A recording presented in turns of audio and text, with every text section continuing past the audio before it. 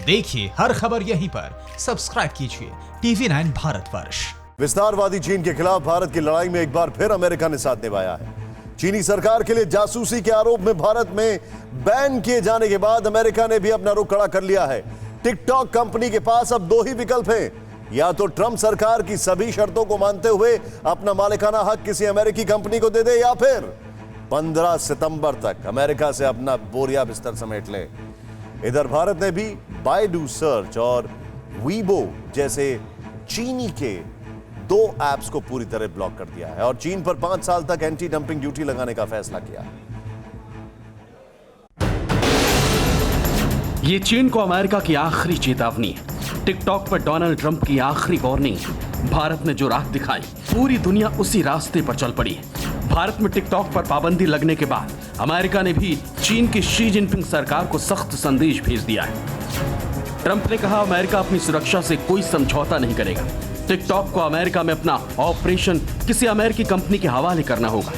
चीनी mobile app TikTok पर आरोप है कि वो दूसरे देशों के मोबाइल यूजर्स की जानकारी बीजिंग की साम्यवादी सरकार से शेयर करता है, उनकी निजी जानकारी यानी डेटा लीक करता है, क्योंकि चीन की कंपनियां जिनपिंग सरकार की कानून के हाथों में बंधी हैं। विदेशों में काम कर रही चीनी कंपनियों को इस कानून के तहत सरकार से खुफिया जानकारी साझा करनी पड़ती है। भारत में टिकटॉक को बैन करने के बाद डोनाल्ड ट्रंप ने टिकटॉक को आखिरी अल्टीमेटम दे दिया है और 45 दिनों की मियाद तय कर दी है। इस बीच न सिर्फ टिकटॉक को अमेरिका में अपना पूरा कारोबार किसी अमेरिकी कंपनी को सौंपना होगा, बल्कि अमेरिकी सरकार के साथ सेल प्राइस का बड़ा हिस्सा भी शेयर करना होगा। 15 सितंबर की डेडलाइन देने के बाद सुनिए डोनाल्ड ट्रंप ने क्या कहा। इस सेल प्राइस में जो माइक्रोसॉफ्ट इंडल्ज करेगा उसमें कुछ कट यूनाइटेड स्टेट गवर्नमेंट का भी होगा। ये है सेल प्राइस कट का मतलब। आपको बता दें कि टिकटॉक की मालिक कंपनी और अमेरिकी कंपनी माइक्रोसॉफ्ट के बीच डील लगभग तय हो चुकी है। खबर है कि डील $50 अरब में तय हुई, लेकिन अभी आखिरी मुहर लगना बाकी है। टिकटॉक पर अमेरिका में पाबंदी का खतरा मंडराते ही बाइटडांस ने माइक्रोसॉफ्ट से बातचीत शुरू कर दी थी, लेकिन बाइटडांस कंपनी चाहती थी कि अमेरिकी ऑपरेशन में कुछ हिस्सेदारी वो अपने पास रखे, लेकिन व्हाइट हाउस ने उस प्रस्ताव को खारिज कर दिया, जिसके बाद टिकटॉक को 100% माइक्रोसॉफ्ट के हवाले करने पर बाइटडांस राजी हो गया। डील फाइनल होने के बाद टिकटॉक के अमेरिकी यूजर्स के डाटा की सुरक्षा माइक्रोसॉफ्ट के हाथों में होगी, लेकिन अमेरिकी राष्ट्रपति डोनाल्ड ट्रंप की नई शर्त के बाद डील में अभी देरी हो सकती है। टिकटॉक के पास अभी 45 दिनों की मोहलत है, या तो इसे अमेरिकी सरकार की शर्त माननी होगी या अमेरिका से अपना कारोबार समेटना होगा।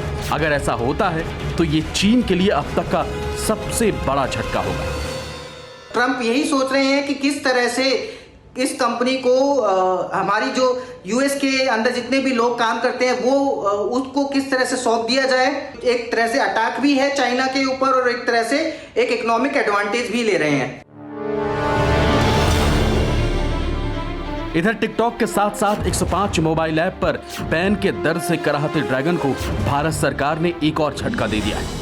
चीन से होने वाली डिजिटल प्रिंटिंग प्लेट के आयात पर केंद्र सरकार ने 5 साल की एंटी डंपिंग ड्यूटी लगाने का फैसला किया है। चीन लगातार डिजिटल प्रिंटिंग प्लेट जैसे सामान को भारतीय बाजारों में डंप कर रहा है। नुकसान घरेलू निर्माताओं को झेलना पड़ता है, जो विदेशों से सस्ते आयात की वजह से अच्छी क्वालिटी की प्लेटें बनाने में पिछड़ जाते हैं।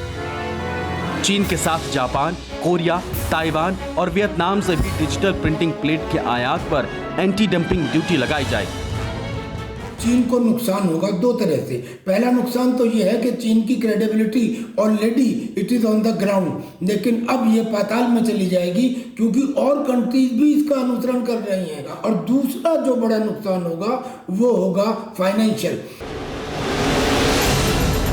सरहद पर तनाव बढ़ने के बाद भारत सरकार चीनी मोबाइल ऐप पर 2 डिजिटल स्ट्राइक कर चुकी है।